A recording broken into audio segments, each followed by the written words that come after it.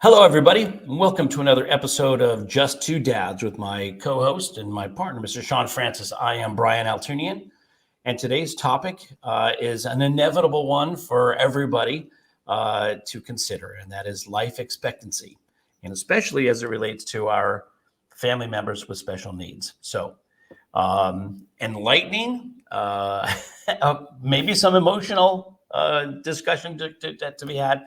But we've got some answers, and I think it's going to be a lively discussion. So, another episode of Just Two Dads.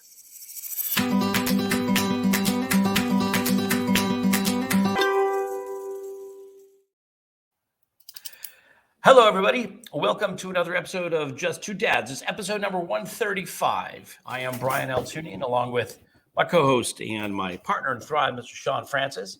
So I want to thank you if you're following us, checking in on Facebook Live. We do this every Wednesday at 11 o'clock on Facebook Live. If you're catching us Facebook Live, say hello. Thank you for already giving us a thumbs up, Allie.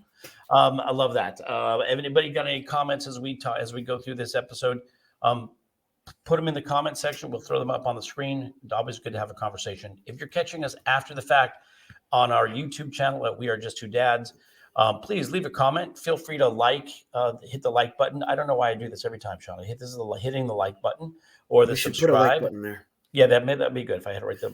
Like, subscribe, share with your friends, and leave comments there. We try to respond to all the comments that are given to us after every episode.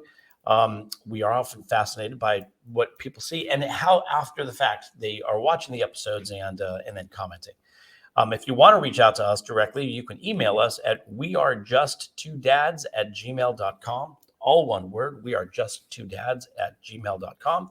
And if you're catching us on Google or Apple or iHeartRadio or MyHeartRadio, I guess we'll make it up. Wherever you're getting podcasts, thanks for listening in. I was at an event this weekend, and a friend of mine said, "Man, I love listening to your podcast." Didn't even know he listened to the podcast. Caught it up on his podcast feature. So thank you for that. Please share your comments with us. Let us know that you're out there.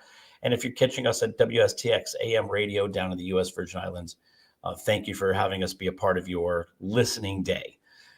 So today, and again, I just will repeat this. If this is the first time you're catching us, or if this is early on in your interaction with us, Shawn and I are business partners in the financial services field, and we do presentations. We do a lot of financial education for families and individuals and businesses. And we were talking about now 7 years ago about the need for financial education among the community of which we are both members, the special needs community. By virtue of the fact that my oldest daughter has had learning disabilities and was diagnosed with some issues when she was very young, and Shawn's son on the autism spectrum, we decided to get together and provide some support for those families in the special needs community around the areas of finance and the very topics like what we're going to be talking about today. And that evolved into us putting this podcast together. We generally have guests most of the time where we'll have somebody who's servicing the special needs community with some sort of resource or help or guidance or support. Today, we don't have a guest, but we'll be talking about between just the two of us. But our whole point is to provide some education, some enlightenment. Sometimes it's entertaining, sometimes it's not. But it is the great thing about what we're doing with Just Two Dads is it's enabled us to move out into the greater community and provide service to others. So Shawn is very active in doing a lot of stuff, Children's Hospital and Special Needs Network. He's often in attendance at most Special Needs Network events. I sit on the board of YIC Unity, which is we had a guest on our show at one point. It is a school that provides education for young adults transitioning out of high school to give them skills to get into the music and entertainment industries. Just joined the board of We Are Brave Together, which is a support group for moms of special needs family members. And Shawn, you have there's some other stuff that you're doing, yeah, in the community, besides the fact that I was going to mention the den, but other things that you're doing as well.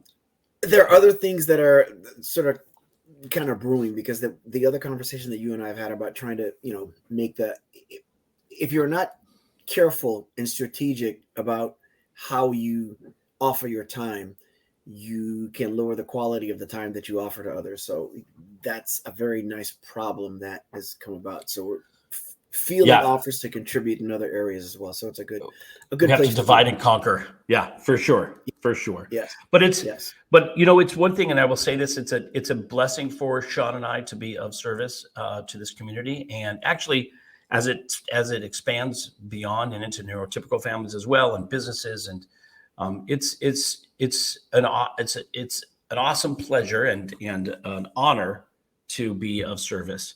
And Shawn says all the time, right? Service to others is the rent we pay for our home here on earth, and That's we take right. it very seriously. So we're excited to be doing this. We'd love to be doing this Just Two Dads podcast for the last 2.5 years, and hopefully we're going to do it for 2.5 more years and even beyond that. So without further ado, getting into today's topic. Talking about life expectancy. And Shawn, talk about that. First of all, I usually ask you how you're doing. So I'm going to ask you how you're doing, and then you can parlay that into the post that you just found today and how that got us in today's topic. How are you feeling? Yes. Yeah, I'm feeling good. I feel blessed, as and thankful as always. You often will hear me also say that, our biggest nightmares are somebody else's dreams. And I had a friend who reached out to me and asked for a link to the YouTube channel because he had shared the podcast with a friend who has 2 children on the autism spectrum, and the children are young adults. And one of the children, goes through meltdowns and things of that sort.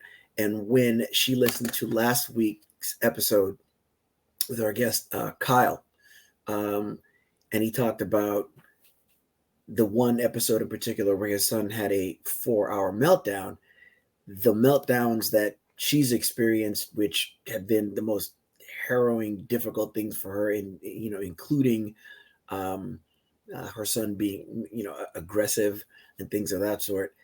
It all of a sudden paled in comparison after hearing that story. So there's always value in us sharing what we go through.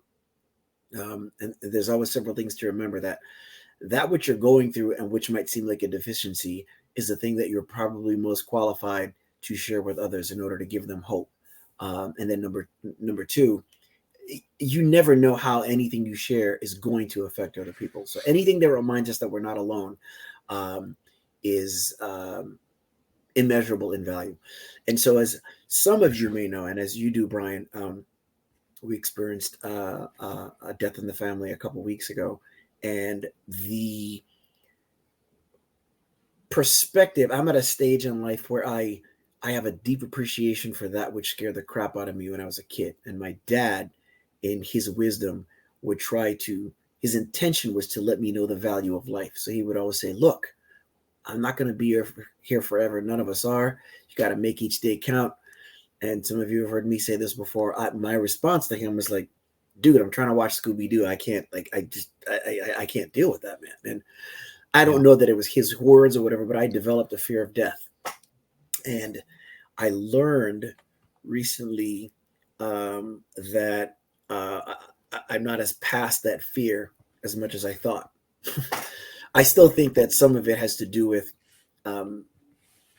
not just a fear of death, but a fear of not fulfilling potential. Like, what will you leave behind? They say that the greatest books, the greatest songs, the greatest screenplays, the greatest ideas, the greatest everything is not on the charts in a bookstore or in your mind because you've consumed it, but the greatest ones are in the cemetery because most people die with their greatest potential still inside of them. And so that's a scary thing to think about, and so I saw a post that a gentleman who was on the autism spectrum shared, and it talked about how the life expectancy of those with autism is, I believe, 20 years 16. less, or 16 years less than the average person. And he went on to say in the post, like, where does this come from? How do you know? Because when you think of the S in autism spectrum disorder, there's some people for whom that may possibly, definitely applies, and others for whom it doesn't. And then depending upon what one's diagnosis might be, even beyond autism, there are some cases where life expectancy really is impacted, but there are those where there's probably no reason to really, you know, think that life expectancy would be any different. And then when you and I were talking about it, you said, well, if you live in Los Angeles, statistically speaking, your lifetime is supposed to be life expectancy is how much shorter supposedly? I don't know. I don't know what the number is, but I'm sure that somebody would come up with some sort of statistic that says if you live in the Los Angeles area, your life expectancy compared to the average person is probably right lower. And that's just because the bigger the city, the more the population, the more the chance that things can happen, so to speak. And all of that to say is that, there's a lot of things that can, freak us out. When we think of life expectancy, I never once thought with Elijah's diagnosis that, wait a minute, he's statistically expected to not live as long. Whoa, wait a minute, what does that mean? And people like to say, well, I'll be honest here, as though it implies that they're otherwise not. I think it's probably more accurate to say I'm going to be transparent here. And this is not the easiest topic to talk about. So in addition to our loss, the other thing that let me know about face the fact that I'm not as comfortable with departure as I thought. A gentleman who is, a mentor to us and everything by the name of Ed Milet. He had a gentleman on his podcast a couple of weeks ago, and I do not remember his name, but he was a guest shark on Shark Tank. He's worked with the Miami Dolphins, and I think he may have been a part owner at one time. But his success in business came from nothing, financially challenged, and he's a cancer survivor. And he talked about an app. The name of the app, and this is just like him, I don't get any fee for sharing this, but I think it's so worthwhile. The app has a horrible name, by the way, but its purpose, I think, is golden. The app is called We Croak. It's a ridiculous name. Quite frankly, it's a stupid name. But what it does is it sends you 5 times a day. It sends you a message, and it'll say, the notification will say, remember. And let me see if I can even pull it up on the phone. No, it doesn't say. Remember, it says, you only have X amount of time left. Yeah, it says, remember, you're going to die. Check in now for, and I forget what the rest of it says, but it essentially means like a word of wisdom and just reminding you to be present. So that's one of the things that I'm really trying to do and remain as present as possible. And when I first downloaded the app and it said to set the reminder, I saw it and I was like, hold on. I'm one step at a time, man. I don't know if I need to be reminded with those words. Yeah. And I didn't set the notification. And then I thought, here's a fork in the road. I actually almost just said a fork in the road. Here's a fork in the road. There's things we need to overcome in order to be the best that we can possibly be. There's a constant fight between the life that we have and the life that we want. And because the one that we have is right in front of us, is usually kicking the ass of the one that we want, unless our vision is clear. And the one that I want consists of being as present a person as possible, as having as few regrets as I possibly can when I leave. So I thought, let me go ahead and set the notification. And I did. And sometimes I get busy and don't check it as much, but I do, and like, for instance, today it says, drink your tea slowly and reverently, as if it is the axis on which the Earth revolves slowly, evenly, without rushing toward the future. Thich Nhat Hanh. And quite frankly, a lot of the things aren't necessarily scary. Once you look at them, they're like, that really makes a lot of sense. And so you and I were talking earlier, we talked about, just what is it that's most important to you? Well, when you're a prisoner of the moment, the stupidest things are usually the most important. Like, they didn't even give me ketchup. That guy cut me off in traffic. In the grand scheme of things, that ain't that important. Sure. Right. I mean, I think that, a lot of, if you live your life with the end game in mind, the baby steps along the way are kind of irrelevant, right? Doesn't really, but we make a big deal about it because in the moment, in the moment, they're big. They're a big deal, right? In the moment, they mean a lot for some reason, right? But those people who are really connected to, you know, I would say they're Zen, you know, they're connected to the universe. They understand, they're enlightened. They know there's a bigger picture. They're less thrown by stuff. It's an aspirational goal of mine personally to be less thrown by the stuff of the day. I find myself to be annoyed and bothered more and more as I've gotten older. I've become a Clint Eastwood, you know, hey, you kids, get off my lawn, and get bothered by the little stuff, forgetting sometimes that it's all part of the bigger picture. Which is weird because as you get older, you should get better. But you should get more mellow. Yeah, I think what happens is most people are not present. So when you're not present, that's why old and grumpy go hand in hand. And old is just not a matter of years, but a matter of living. And as you get older, you kind of, you know, if you're aware of what's important, there's things that, you know, sort of you just step aside and let them take place. So I'm aspirational in that regard as well. And, you know, we talk about mindfulness and things that allow you to try and be present. You know, this is a kind of like it's a scary topic to talk about, but one of the things that's allowed me to be a little more present is a form of meditation that I'm partaking in right now, and I'm actually doing that with Elijah. One of the challenges with me with meditation is that, you know, I don't know if I need a diagnosis or my mind is never clear and never still. So when you sit in, I might sit in stillness, but see, I almost said silence. I was trying to say I may sit in stillness, but to sit in silence is like, you know, that's a challenge. So the form of meditation that I've recently begun, both by myself and with Elijah, is tapping. And the app that we use is called the Tapping Solution. Yeah, and I've found so far that when I utilize it, I sleep better. That doesn't necessarily account for how much you get. So tell me what that's. So I mean, I'm a bit familiar with it, but re-explain it to me. How does the tapping thing work? Well, what happens is you're tapping on certain areas, right? And it usually begins like there is just below. Well, it starts right it's here. The basic form of using a finger or hand to tap. Right. Yeah. Okay. And you start right here, and if anyone that's actually looking, it's the side of the hand, almost like a karate chop.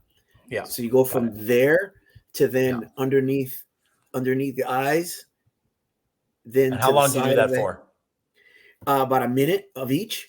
Then there's the side of the head, and then there's the temples. Mm-hmm. The temples, and then the top, and then beneath the mouth, just on the chin, and then the armpits. Oh. And then the collarbone. Probably don't want to do it in public. You probably don't want to do it. Yeah, you might not want to. I guess it depends on your level of security. But when you first open the app, what it begins to tell you is peer-reviewed studies as to how it lowers cortisol and does a bunch of different things. Yeah. And I'm the type of guy that usually likes to know that the watch tells time, which is why I like an iPhone, because you grab it and it's kind of self-explanatory. Yeah. I'm not one of those people that needs to know how the watch tells time. Not necessarily. You know, there's some people, like I always joke to my brother, is like, there's some people like, hey, if chewing gum came with instructions, they would read it. That's not me.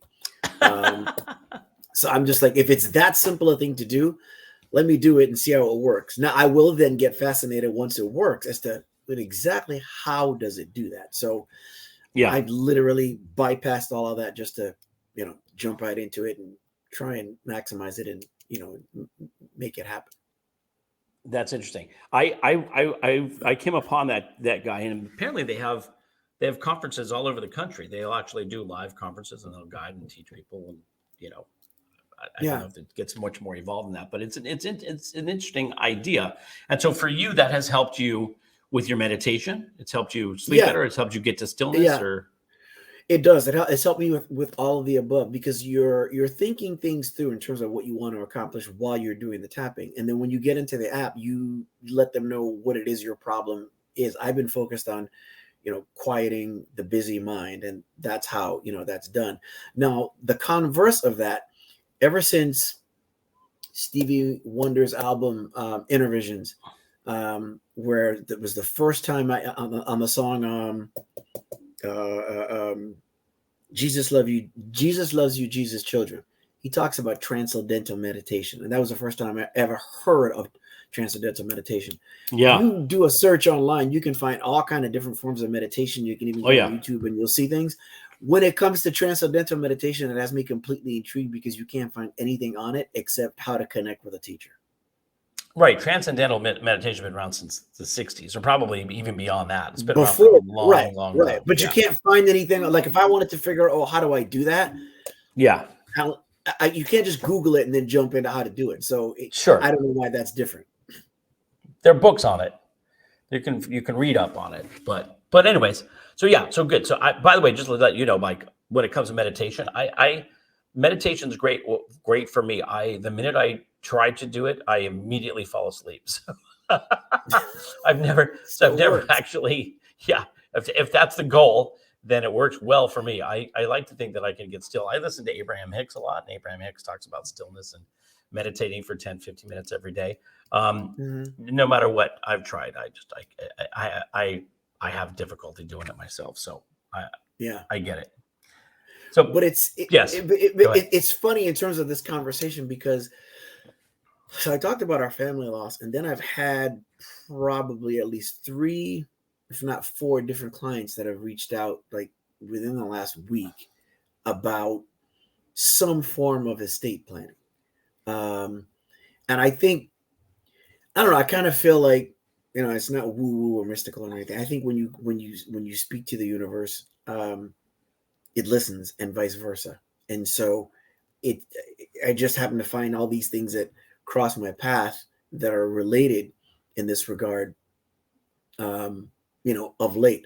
Let me ask you this then, because we talk about the show consists of, us being transparent and we just have conversations. What are, I know what your kids are your life. I know that your children are your life. I know the most important thing to you. But outside of that, what's the most important thing to you? And what are some of your thoughts and hopes, and what would you want to take place or to accomplish, achieve, or give or contribute that would have you feeling as though you're on your bed about to depart right now? I can do so in peace. Yeah. So it's an interesting question. And the fact that I didn't tell you sort of what's been going on for me in the last week. It's interesting that you asked that question, because I was in a meeting on Friday and with a company that I'm doing some work with, and the owner of the company is like, she's like, I'm living my dream life. I just want more of it. Like I want more of what I'm doing already. And then she said to me, like, what's your dream life look like? And we talk about, goals and dreams and the work that we do when we help people set things up. And I have to tell you, it threw me into a bit of a tizzy, because I used to spend a lot of time, exploring things like vision boards and thinking about what I want to do with my life. When I turned 50, I had 50 things, I had a whole board of 50 things, you don't know about me, and 50 things that I've accomplished in my life, which I'm really, really proud of. And I'm going to be now 60 at the end of the year. And I'm in active search now for the answer to your question, because I have, we've talked about the study about happiness and having meaningful relationships with people. And I feel that I have deep and meaningful relationships with people in my life. And I feel good about that. I feel like, this is always the worst thing to say, but when you pass away, how many people will show up at your funeral? Like, I feel like I'll be missed. But as far as what I want to do, want to accomplish, and how I feel that I will have left a legacy, or I feel like I don't really know what the next 30 years are going to look like. And I'm actively in the mode of designing what that's going to look like. And I don't really know. I love my children, and two of the three live far away, and I want to be able to spend as much time with them as I possibly can. My son, I spend quite a bit of time with, and I actively engaged in his love of baseball and other things that he's involved in, and so that fills me. But I don't really know. I have to reset my goals, and the point about life expectancy. I want to do it in the context of if I only had a week left, or if I only had a month left, what would I do? So I for somebody who talks as much as I do and has an opinion on as many things as I do, I am like blank slate, and I've reached out to a couple of people to ask for some support and guidance in this area. So I don't know.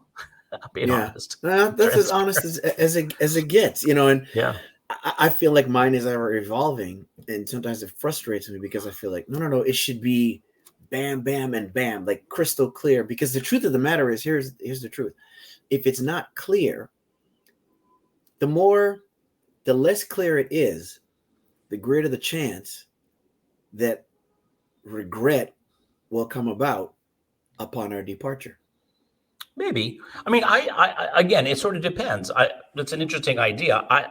I feel pretty good that I have done a lot of the things that I set out to accomplish. I have accomplished.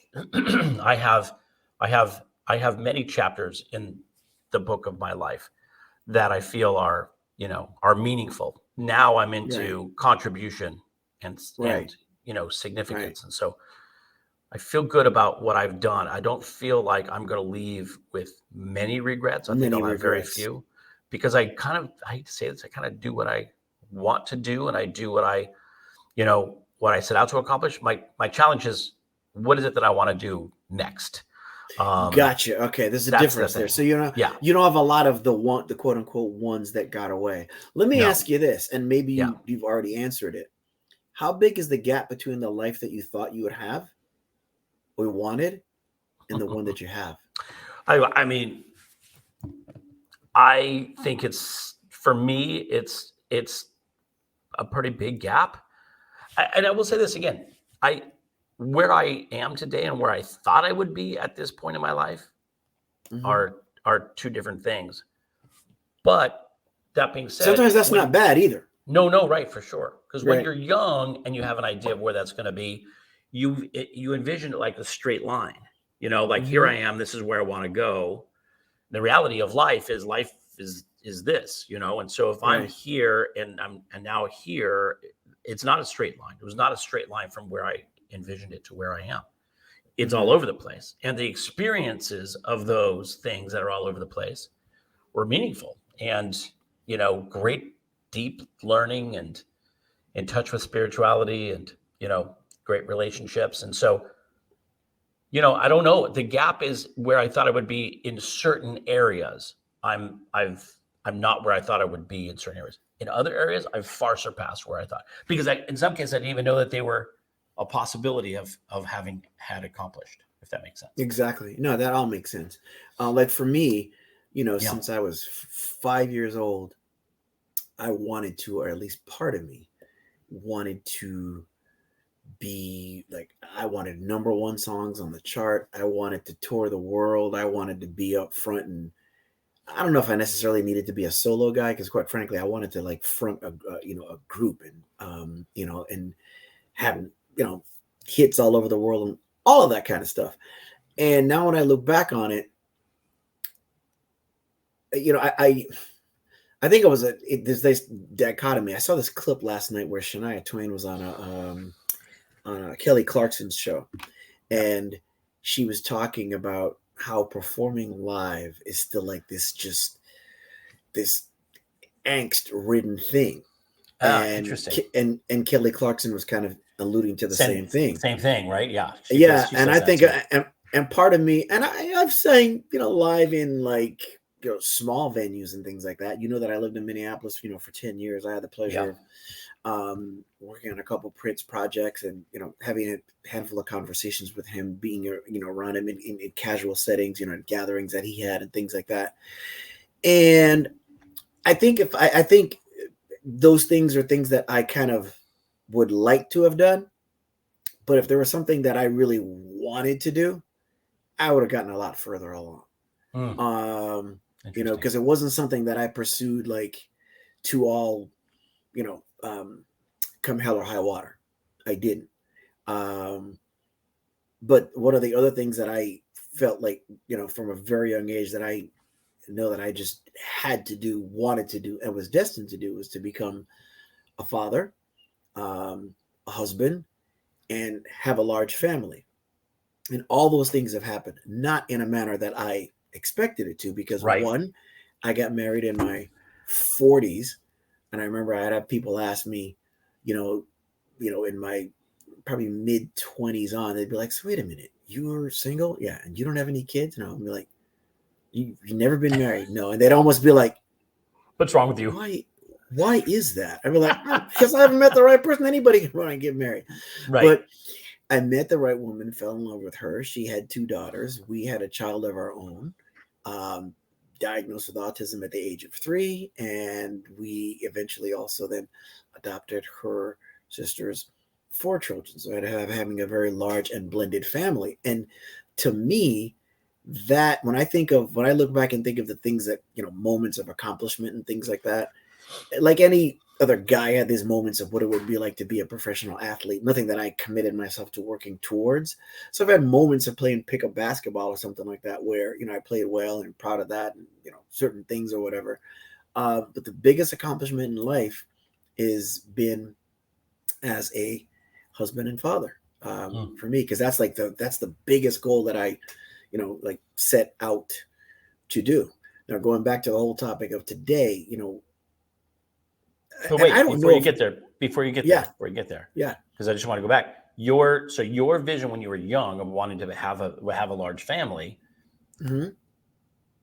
you've now accomplished it, but it was not a straight line, because what your large family makeup is today is nowhere near, I'm sure, what you envisioned when you were younger, right? No, and that's kind of the point, right? So sometimes we get to the destination going a whole bunch of different routes, right? And the other thing is, I seriously think that if I used to think this was a cop-out for not giving it everything I had, but I think it's just happens to be truth, which is that if I had accomplished the things that I wanted to in entertainment, I don't know where I would be. I don't know how happy or fulfilled I would be, because a lot of the people that I knew in that realm are either not with us any longer, or they're here and they're somewhat happy but not fulfilled, because happiness or success and fulfillment are two completely different things, which is why you have people that have a certain amount of success but still a level of unhappiness. So and the other thing, so getting back to like the topic of today, we were talking about special needs and life expectancy. We didn't have anybody tell us. It's funny, I've never thought of this before. We always talk about the day of diagnosis, where they tell you the things that your child's not going to do, and that can, we didn't get any of that, because I just got a phone call that I had to initiate to find out. I'm following up to find out if there's a diagnosis here, and he has it. He has autism, right? Nobody said what he was or wasn't going to do, and nobody said anything about it affecting any kind of life expectancy either. And so that's why, either, by the way. Right, and that's why when I saw that post today, I was like, wow, I guess, because I'm sure in some cases it applies, because I think, we started, those that know, we started a men's group, called The Den, which we're very proud of, for those who are parents or caregivers to those with special needs. And a lot of the conversation that we've had with the guys in the group, we'll talk about, we talk about diagnosis and, things of, of that sort. And when we talk about it, we only talk about sort of the negative. And I don't remember anybody, like I said, nobody said anything to us about what life Yeah. expectancy was going to be. And in some cases, I am certain, based on whether it's a cognitive delay or whatever have you, and beyond autism, there probably really is a life expectancy issue that is different from one who's, neurotypical. But it's just very interesting how it all, all relates. But like you pointed out earlier, when a lot of those things come about, it's also like, okay, who says that and why? And where on the autism spectrum, like, is there a difference? Those that are highly effective, that perhaps can communicate or have some other issues, versus those who are high functioning. Like, clearly, that number doesn't represent the broad spectrum.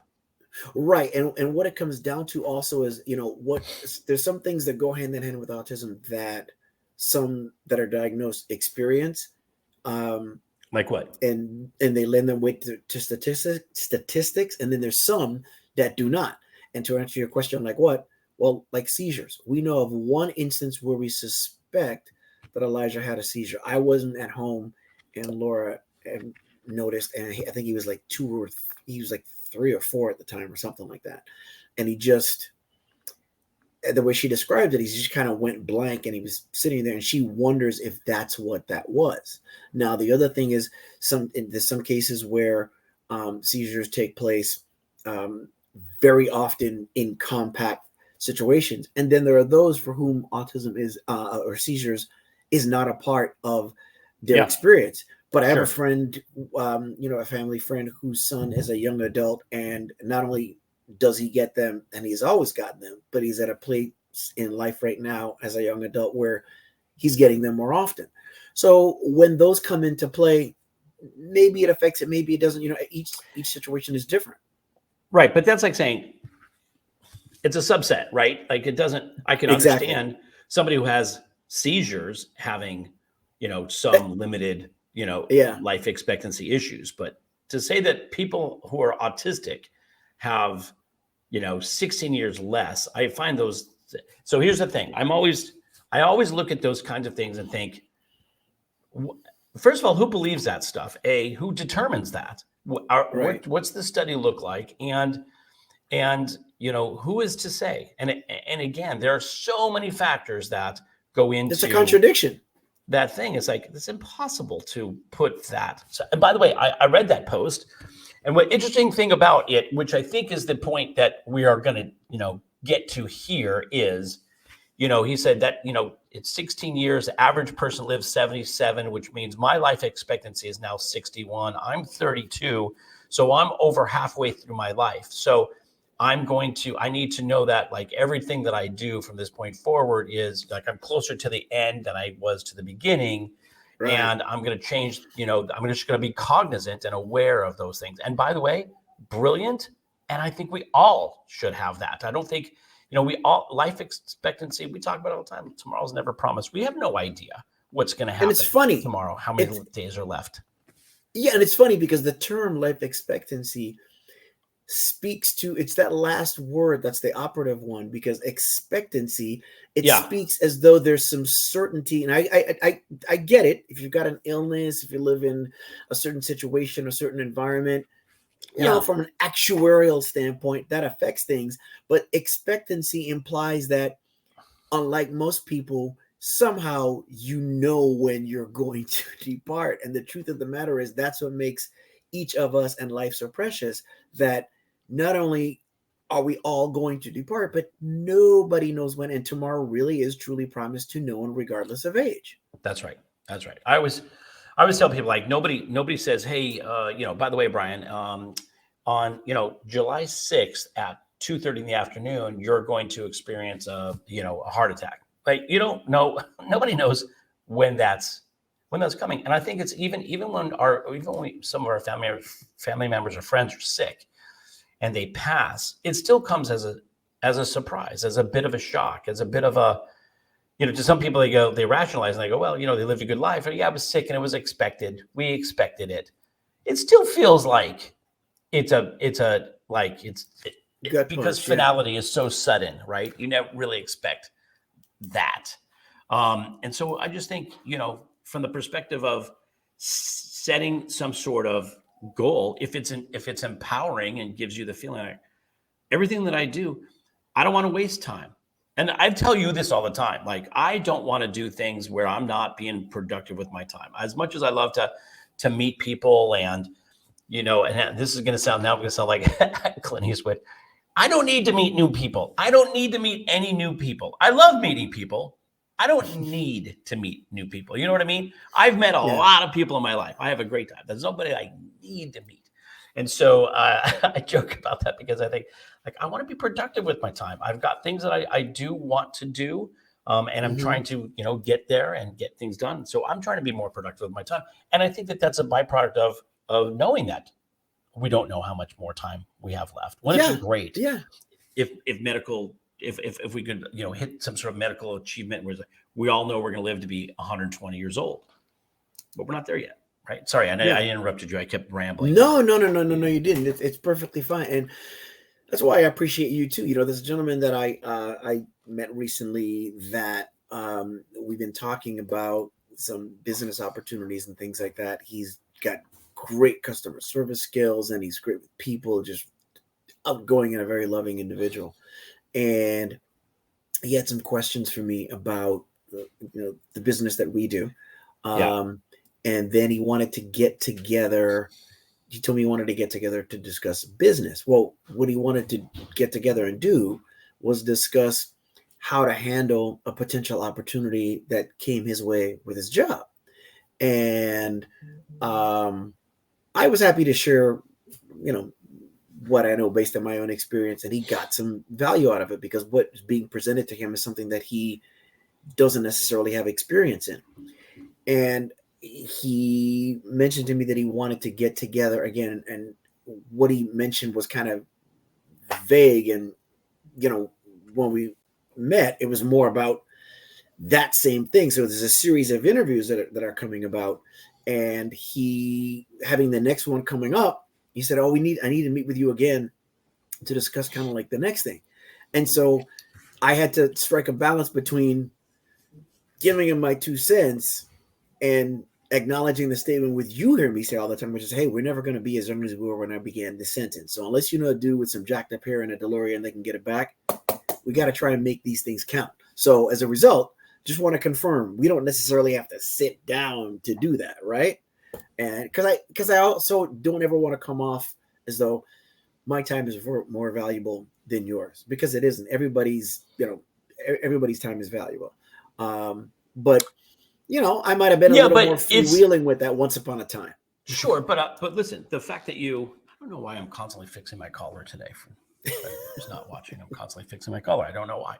I think it's a nervous tick. I don't know why. But I was going to say, you having respect for your time and declaring that is valuable, right? Yes. It's not that my time is, Shawn, and I would say this.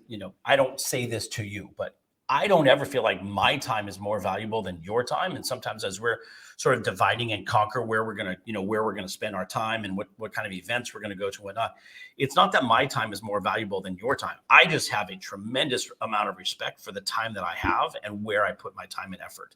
Right. And so I just have developed certain boundaries around my time. And I look at that and I honor that. And so it's not, my time is not more important than yours. It's just important to me as I've defined it, right? That's I think is a distinction that people should look at it.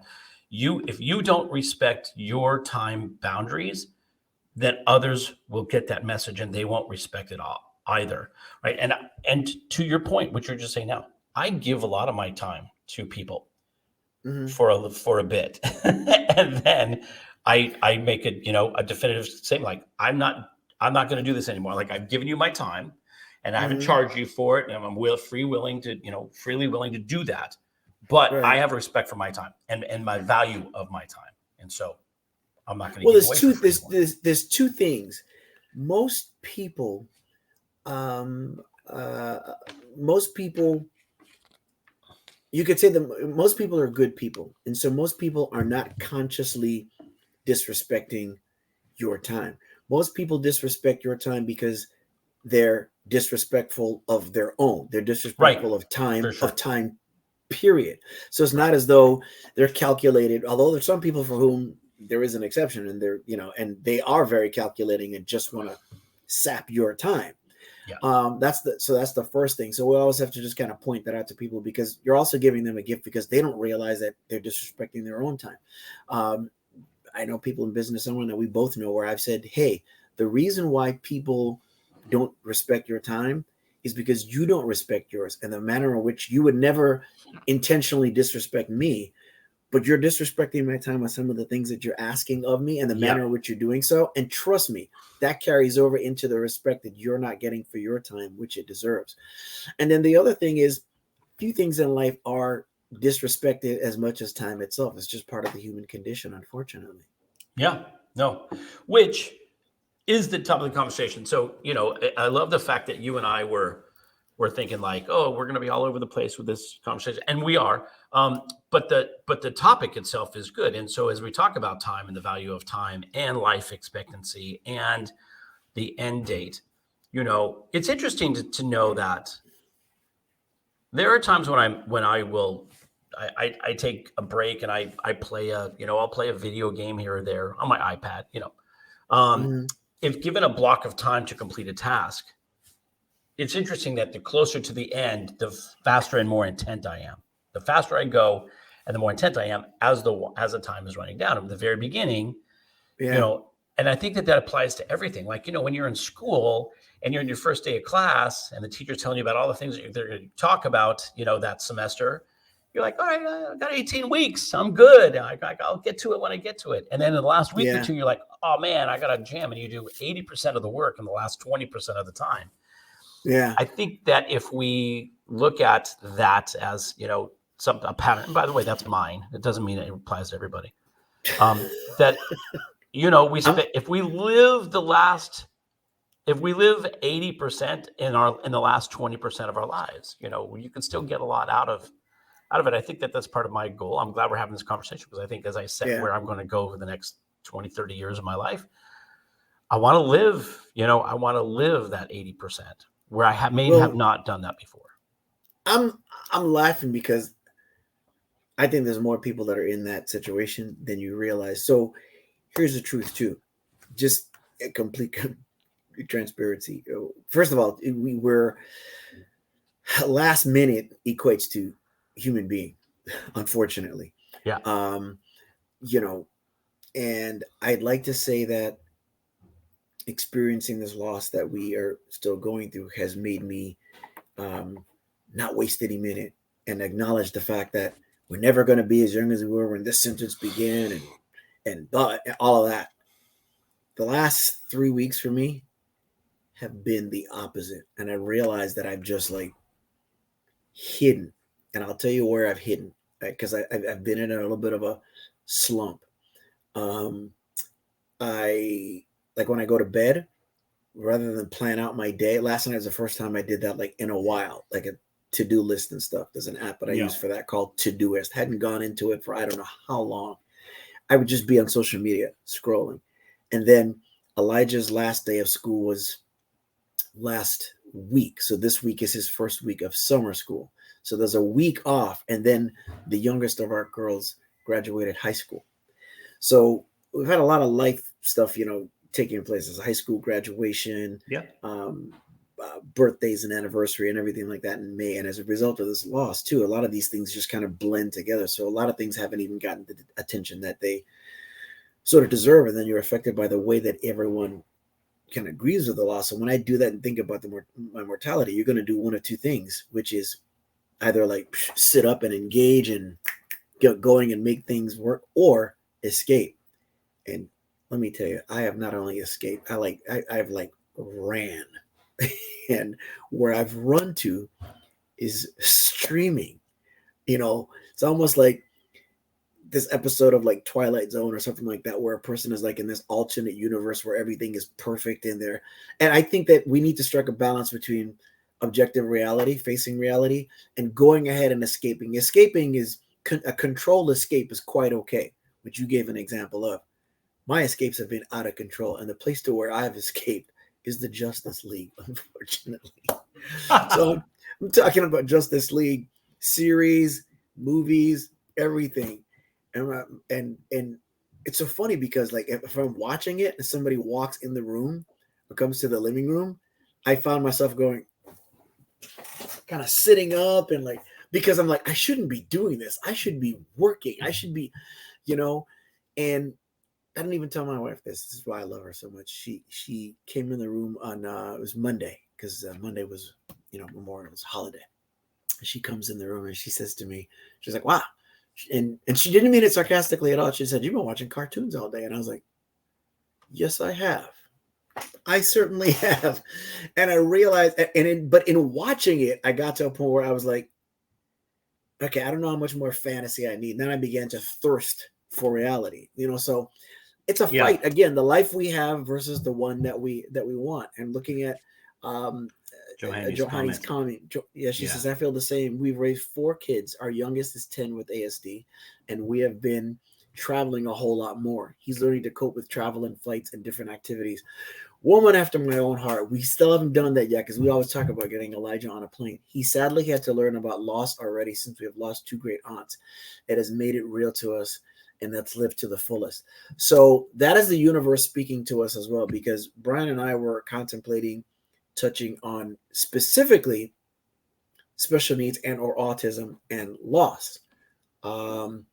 And I wasn't quite ready to go in that direction. And some of it, there's a certain amount, some of it is because we're still going through it.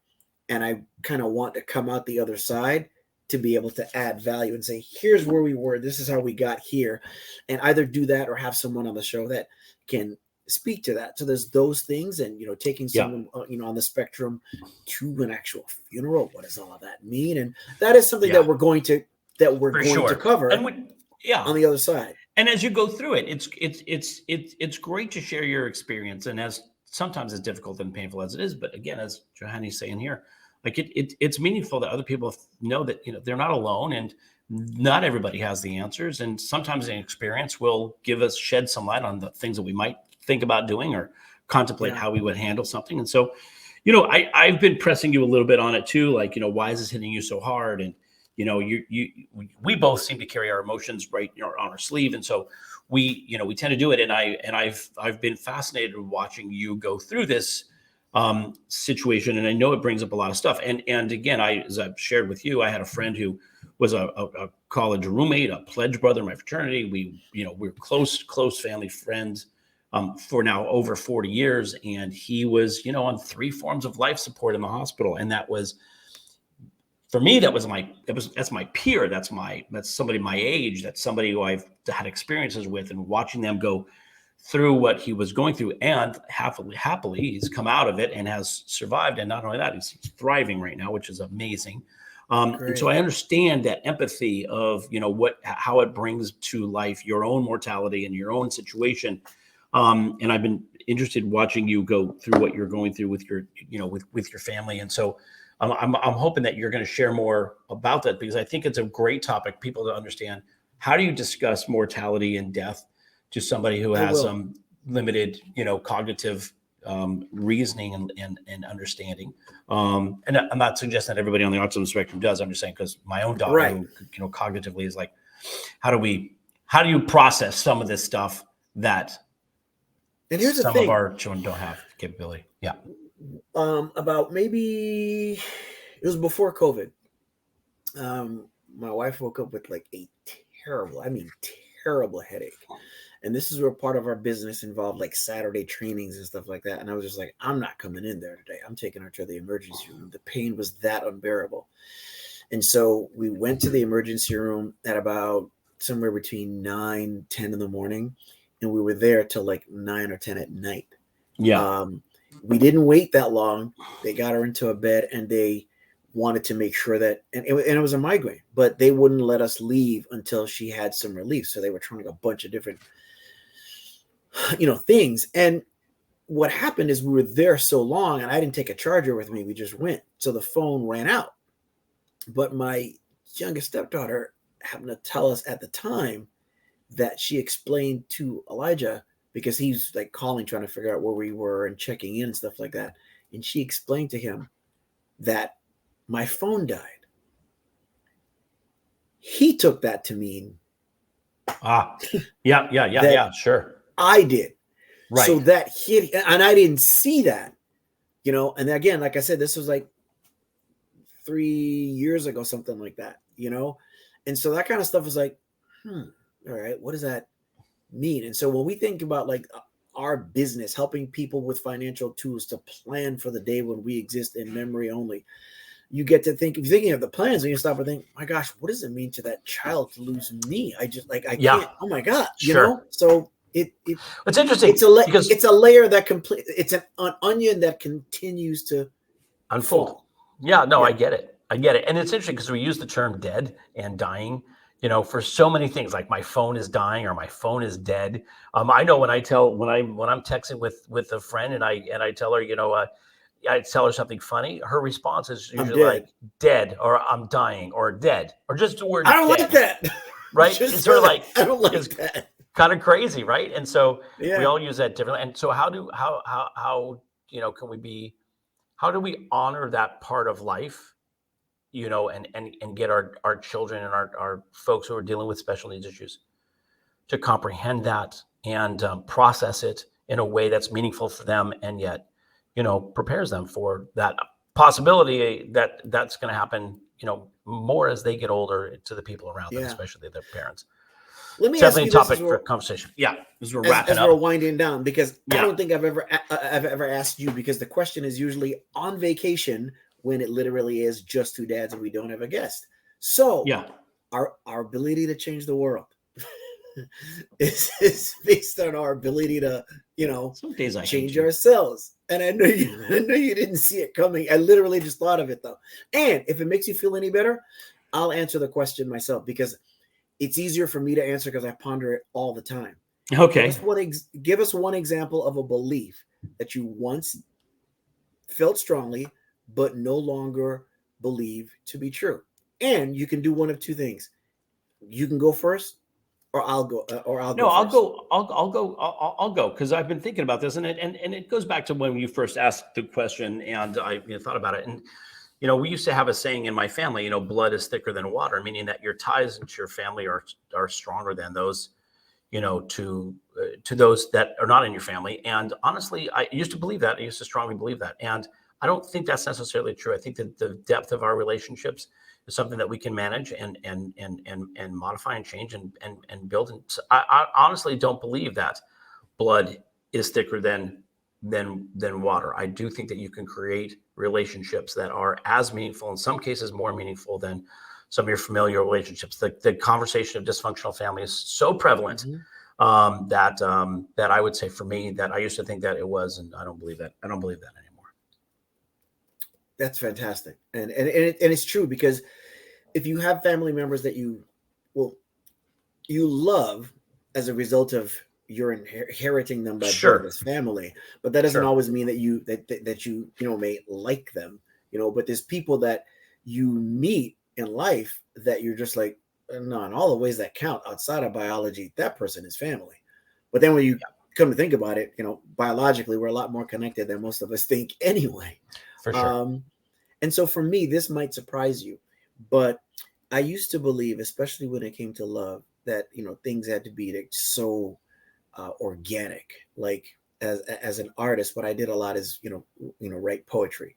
And especially when my wife and I are going through our honeymoon phase, like, in our relationship, not even our marriage, my poems were very often. And I used to always be like, you gotta be spontaneous. The muse has to visit me. I can't sit up and decide that, no, I'm going to write this. I can't plan for us to go out on a date. We're going to go, let's just go to the movies. Let's go to dinner. You have to, man, that's the biggest crock that there is, because the more intentional you are in your life, now you need some spontaneity, but the more intentional you are with your existence, the more meaningful it is, the more fulfillment that there is. And once upon a time, I believed anything but that. And as we close, I would encourage you, anyone listening, to ask yourself that question, because the more you can ask that question, or the more you can answer it, the more you evolve and the more you grow. Because other than that, we're just, we don't change. If you ask yourself of a belief that you once held and no longer believe to be true, if you can't come up with anything, then you've got some digging to do, because it means that while we should be the same people we were as children, and we should be, in closing, more childlike and less childish, we should also still be growing. Yeah. And evolving. No, I totally agree. I will say this, and you end our episodes by saying, empathy and love is always, is important, and even more so now. And I will tell you this based on that comment that you just made. I love Peter Gabriel. I think he's one of the greatest songwriters in the history of music. And he sings this song that he did not write, by the way, called The Book of Love. And I encourage anybody who is looking for that in their life, just looking for the meaning of love, listen to that song and the lyrics of that song, Book of Love. It is spectacular. I think if you look at the world through the lens of love, listen to that song as well. It will be a more meaningful existence for you. So I'll throw that to you to close us out. We've gone over our time because we had to put so much in the last 20% of the time we had. Go ahead and wrap us out. That's more than fine. I want to thank everyone for taking the time to tune in and join us here today. We're thankful for all the support as we continue to grow. Again, you can email us at wearejusttwodads@gmail.com. That is TWO, not the number 2. We encourage you to support Billy Footwear, who's a sponsor of the show as well. If the link is in the show notes, you use that link, you will get 10% off for your purchase. They create adaptive footwear. And just remember that everybody needs to be seen, heard, loved, and know that they matter. We thank you so much for spending your time with us, and wherever you are within the sound of our voice, we love you. We love you.